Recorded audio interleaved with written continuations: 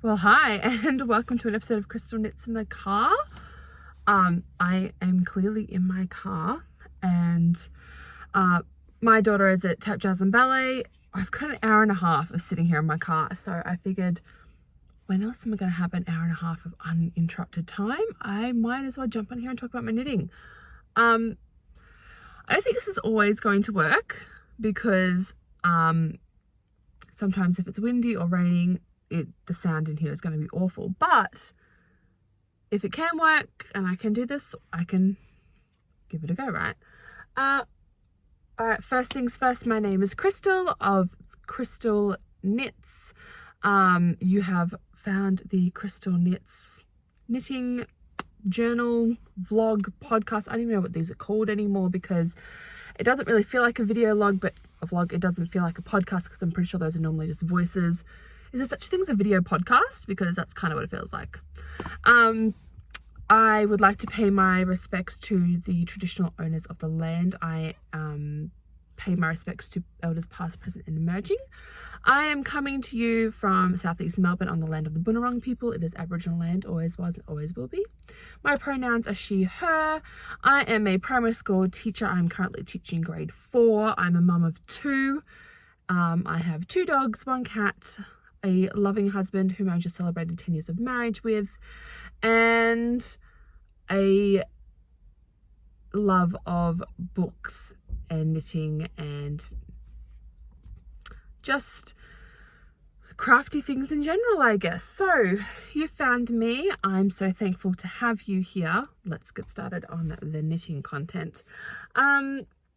First things first, my jumper. So I showed last episode that I cast on and have been knitting the No Frills sweater by Petite Knits. I don't have my notebook today. I'm going to try my best to stay on track and not get distracted like I did last episode. Although that was with a notebook, so heaven knows how this one's going to go. So I apologize if I forget any details or anything. I will just add them down the bottom here during editing. I've just realized how bad the lighting is down this portion. My steering wheel's in the way, so I can't really see it. I'll maybe have to add things up here where the light is slightly better. No, that does nothing. It does nothing. It's fine. We'll figure it out. We'll deal with it. So this is how much progress I have made. I was 7 rounds away from splitting for the sleeves last episode, and I have split for the sleeves. I managed to do it before the end of the holidays, which was my goal. And I actually managed to get some knitting done in the first week as well. Now, I did take some photos and put them on Instagram, where I tried it on to make sure everything was going to fit for the arms and because I was quite concerned about the depth of my yoke. But it turns out I tried it on backwards. So even though it did fit beautifully, I'm going to have to try it on again just to double check. But this is where we're at. Oh my gosh. I feel like I've got like no room to show you because I'm very close to the camera today. But I have split for sleeves, and I have also managed to knit. I put in a marker once I'd split for sleeves. No, I must have put that in before I split for sleeves because I've not done that much on the body since. So that's how much knitting I've actually done, how many rounds I've done since I last showed you. But I've split for my sleeves. I've got them on 2 different lengthed 5mm knitting needles. I've just popped them both on. One of them's bamboo. Gosh, that was a challenge to get on. So that's my sleeve. And I've knit this much of the body since. I was knitting on this morning while my youngest also did gymnastics, because apparently she doesn't want to be able to feel her body by the end of a Saturday. I am using just an acrylic, I think it's called Creative Corner Super Soft. I did find a label since last week. 8 ply, it's 100 grams in each ball. It's a 100% acrylic. I know this is going to wash super easy being acrylic. I'm not going to have to worry about hand washing and stuff. I am a little bit concerned about this and peeling though when I do finally finish it and start wearing it, because it just does seem like it's going to have that. But that's okay. I've got a pill remover thingy. What are they called? I call it a defuzzer in my house. I don't know what they're actually called, but I call it a defuzzer. I've got a defuzzer and I'll use that to, yeah, get rid of any peeling that happens. It does fit beautifully. It always looks so big, and then I put it on and go, oh, that's right. I'm just a big person. That's fine. Yeah, I'm loving knitting on it. I wish I'd been able to pick it up a bit more this week, but we are back at school. It's the first week back. So I'm just going to have a few projects on the go. And this is not my priority knitting at the moment. My priority knitting, I did get cast on. Both of them. I'm so proud of myself. I got all these projects cast on before the end of the holidays and started so that when school did come back, I could just pick them up whenever. Actually, I do have one that I can't just pick up whenever because I am following a pattern. I'm so annoyed I didn't bring my book because my book has like all of my notes and stuff and I could show you how organized I'm being, but I could not find either of my books when I was about to run out the house. Unless it's magically in here. No, there's no book in here. That's okay. So I'm just holding this in a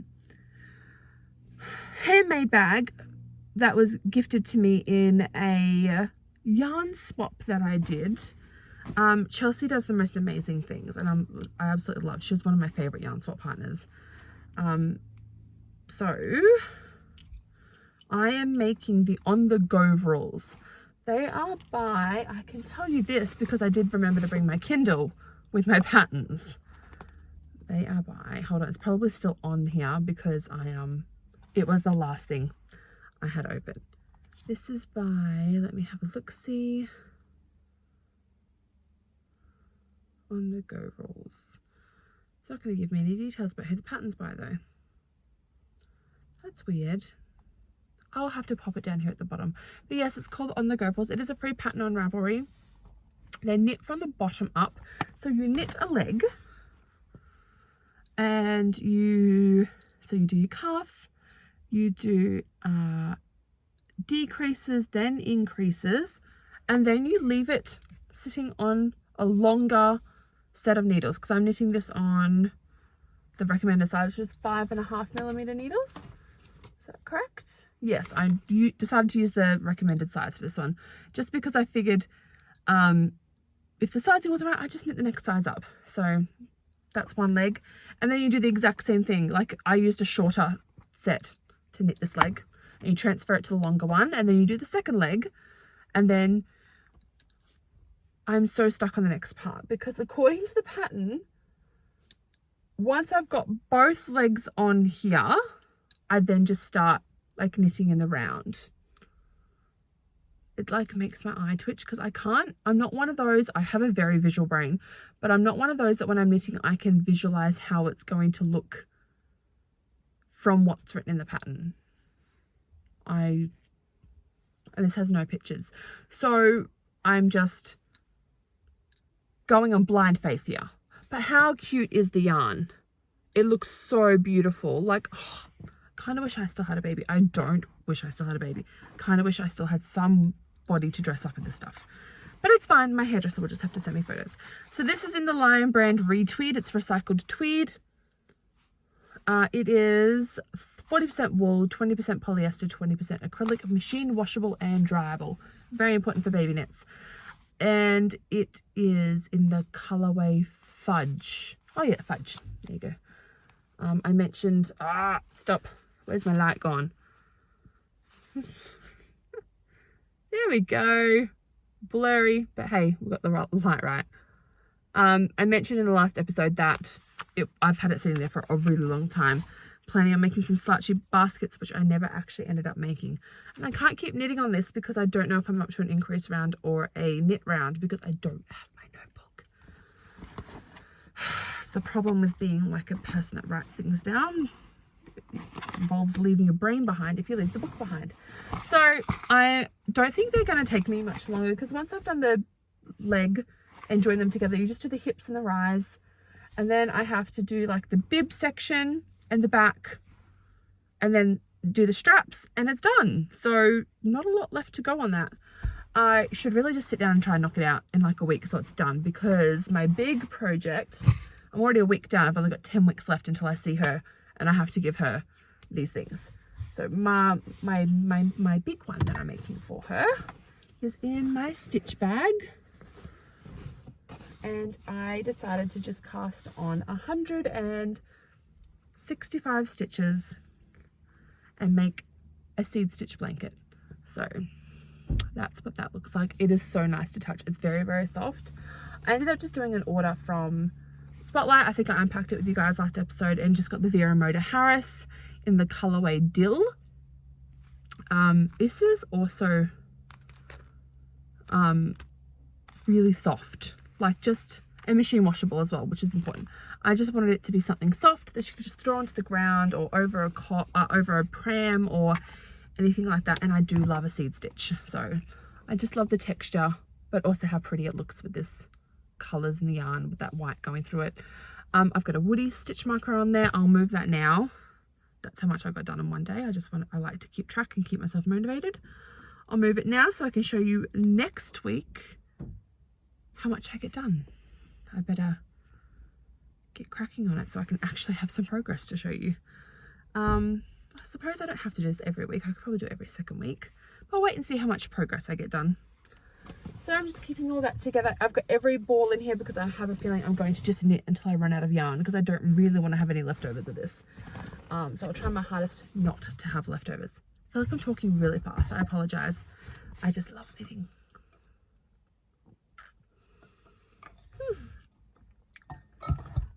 1, 2, 3. I'm up to my last project already. This is going to be a fast episode, which is probably good because it's a lot of work to sit down and edit an episode that's like an hour long. So if I just have like a small 15-minute one every week, it makes my life a lot easier and means you can just have something quick to watch while you have a cup of tea or a coffee and do a little bit of knitting, especially in the mornings. I've been getting up every morning to knit and it's been delicious, and having quick little podcasts like this to watch would be nice, which I'm not going to watch my own obviously, but yeah.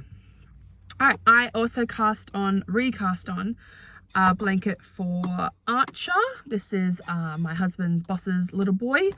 I cast this on and I've gotten this much of it done already. I've already finished one ball of the yarn, so I'll have to weave my ends in. I'm deciding to just do it at the end because I didn't like how it looked with the last version I did when I wove it in as I went. It looked really bulky and I didn't like the look of it. I'm going to move my little donut now so I can keep track of how much of this I get done. This one has been my morning knitting. I've been waking up in the morning. I have no rush on this. This is not a priority at all. So I'm not sure why I'm choosing this for my morning knitting. I think it's because it's not really I don't have to do much. You do 3 stitches, knit front and back to get the border. That's probably a better way to show you. To get the border, and then you just knit the rest of it. So maybe because it's a no brain project, that's why I've been doing it in the mornings. This is based on the magic number blanket. I decided this time around I'm just going to knit till I run out of this color, go to the green, knit till I run out of the green, and then finish off with the white. Oh, when I get halfway through the green I'll start doing the decreases, so I'm still doing that type, but I decided I didn't want to do the striping between the two colors this time around because I didn't actually love the effect.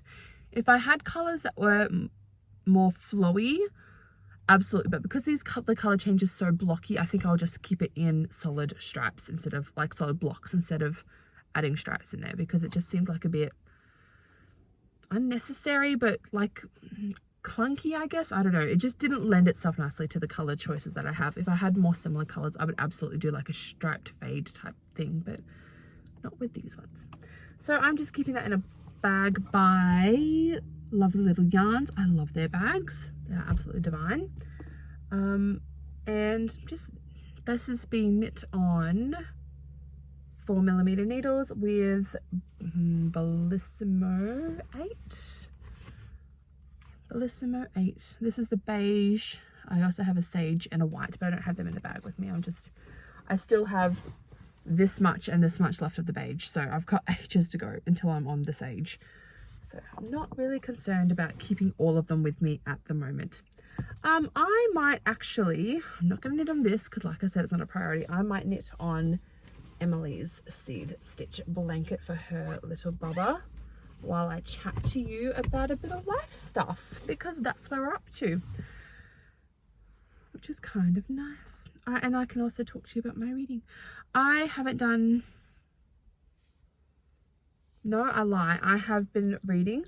I'm hoping you count audiobooks as reading, because I never actually used to listen to audiobooks and now I do. on my way to and from work, because it's nice being swept up in a story on my way to work. So I'm just looking to see what I'm up to. I'm pretty sure I'm up to it. So I have been listening to Secretly Yours by Tessa Bailey on Spotify, because as a Spotify premium member, I get 10 free hours of audiobooks per month with my subscription, and no one else in my family is using them, so I'm using them.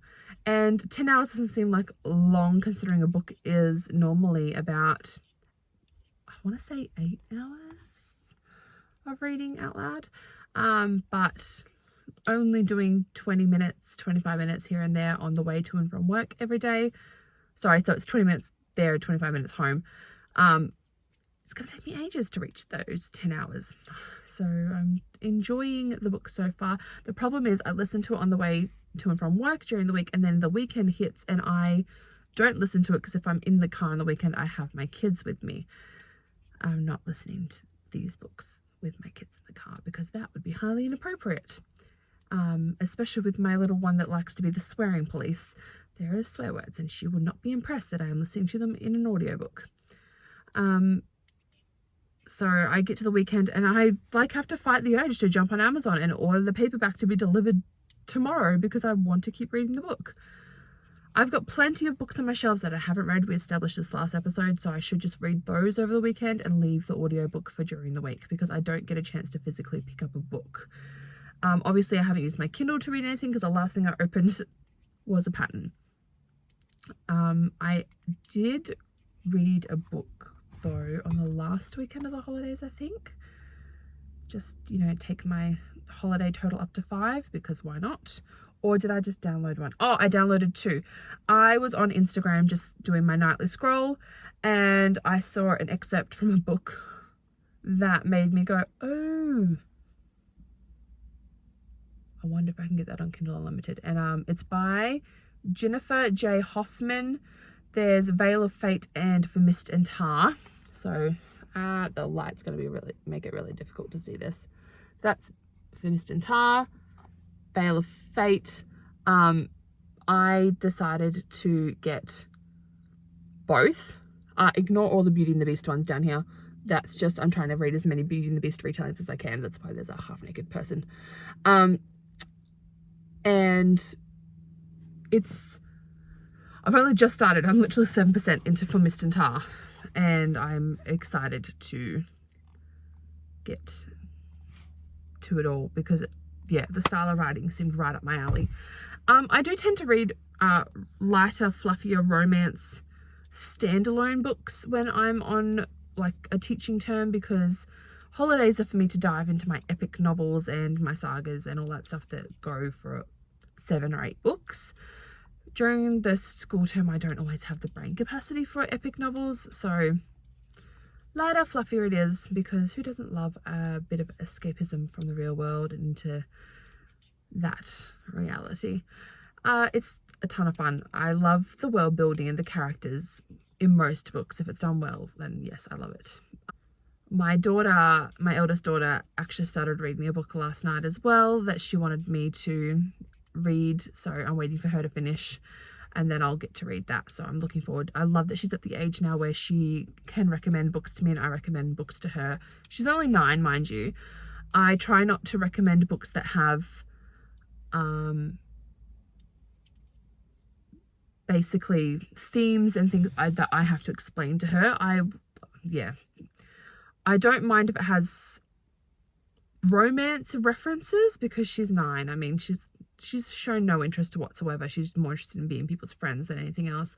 But she's aware that romance exists because she lives with my husband and I. So it's, she understands that, there are people in the world that have feelings for each other, and that's a normal phenomenon. Just because she doesn't currently have feelings for somebody doesn't mean that that's odd either, though. So she's open to it all. But I don't recommend anything that has any inappropriate themes for a 9-year-old. I do like to recommend something that has a bit more world building in it for her, because she would like to be an author, and I would like to expose her to a bit more different styles of writing in terms of how you're introducing the details of your character and setting, because the way that it's taught at schools is very curriculum based, not real world based. So I figure the more she reads, the more she's exposed to and the more ideas she'll have for her own novels. She's actually quite a good little writer already, but she does struggle with the beginning of her stories because as a teacher, I'm quite critical of this. We teach them sizzling starts and hook sentences and don't use once upon a time. I have never once opened up a book that I loved reading and gone, oh, that was a sizzling start. Oh, look at that hook sentence. Or open a book and gone, oh, it starts with once upon a time. I don't want to read this. And then closed it and walked away. In fact, if I opened an adult novel and it started with once upon a time, I'd be like, ooh, okay then. So yeah, I don't love the way the curriculum expects us to teach narrative writing sometimes. But that's okay. As a mum, I get to pull her aside and be like, hey, as a writer, you feel free to take creative liberties with the beginnings of your stories. So we're having lots of fun with that. First week of term is down. Sorry, we'll digress from reading now since I haven't done a lot of it. First week of term is done. I got through relatively unscathed, which is nice. I managed to get all of my work done. I just have to deliver some materials on Monday morning for the team to use for teaching inquiry. I got to dress up like a captain and subsequently got called a pirate all day because apparently the romanticism of pirates has far outweighed people's knowledge of ship captains. I looked amazing though, and my team leader dressed up as a captain as well, and she also looked amazing. My students had an absolute ball, and the only negative feedback I got from them was they were treated extremely unfairly. I actually thought they were treated pretty well considering they were cosplaying as convicts, and that it should have lasted the whole day, not just 2 sessions. And I was like, well, that's great feedback. Next time I'll make sure there's more activities included and I'll try make it for the whole day. So that was fantastic feedback to receive. I was really impressed with how into it they were. I did almost lose my voice by the recess time though from all the yelling, because there was a lot of hit the deck, scrub the deck, get back to work, why aren't you rowing, convict? Yeah, it was kind of nice to yell at them without having to actually be mad. Not that I yell a lot, but I definitely yell more than I ever thought I would this year. I thought with grade 4s there'd be significantly less having to raise my voice to be heard. I was severely wrong. I am trying to remember what day I recorded on last and whether or not... No, I have a feeling I hadn't yet. Since I recorded last, I went out and had some drinks and dinner with my friend Michelle from work. Now, I call her my work wife, but really, she's just an amazing friend. I call her my work wife because we go on coffee and lunch dates all the time. We walk each other to and from our cars. Like, we're there to back each other up for everything. We hold each other accountable. We help each other stick to deadlines, get our work finished. It's a very supportive, loving marriage, let's put it that way. And we've got a couple of work kids that we just can't get rid of from teaching in previous years. Oh Lord, I'm about to make a mistake here. What am I doing? We went out for a couple of drinks and to catch up, and she asked me to be her maid of honor in her wedding next year. So I, of course, immediately said yes, and then cried, and then said yes some more.